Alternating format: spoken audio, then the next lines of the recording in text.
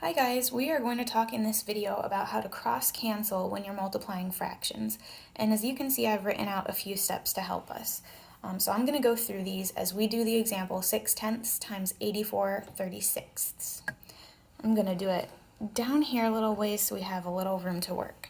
So let me copy the problem. The first thing that you want to do when you're trying to cross-cancel is you want to see if you can reduce it just the way it is. And what I mean by that is look at each fraction individually and see if they reduce. For example, 6/10, I could reduce that to 3/5 if I divide it by 2. On the other fraction here, 84/36, that can be reduced also just the way it is because they share a common factor of 12. When I do that, I get 7/3. The next thing you want to look at is whether you can cross-cancel. And so that would mean you want to look at numerators and denominators that are kind of diagonal from each other. When I look at 5 and 7, you really can't reduce those, but with 3 on the top here and 3 on the bottom over there, those can reduce. When you do 3 divided by 3, you just get 1. So then I would multiply. You multiply straight across the top, straight across the bottom. And so 1 times 7 is just 7, 5 times 1 is just 5, and I would have a fully simplified answer. But of course, you always want to double check at the end and just see, is there anything more I could do? In this case, there's not, so that one's finished.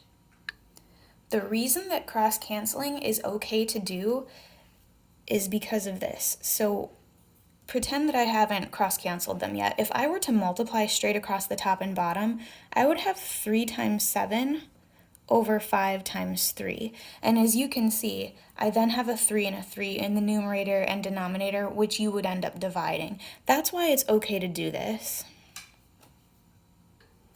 So you may be wondering, why do I have to cross-cancel if I can do some of that in my calculator? Because you guys do have the ability in your calculator to do things like we just did, right? You guys know that you would press alpha, y equals, and then you would be able to use your numerator and denominator functions, and your calculator can reduce it for you. So the point of learning how to cross-cancel is really so you can use it in cases like the one that I'm about to show you.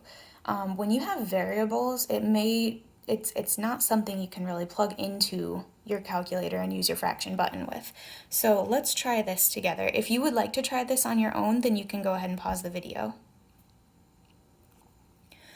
Okay, so as you're going through this, you should notice that these are factorable quadratics. So if you look at the top one here, we're looking for something that would multiply to 9 and then add to -6. That could be x minus 3 and x minus 3.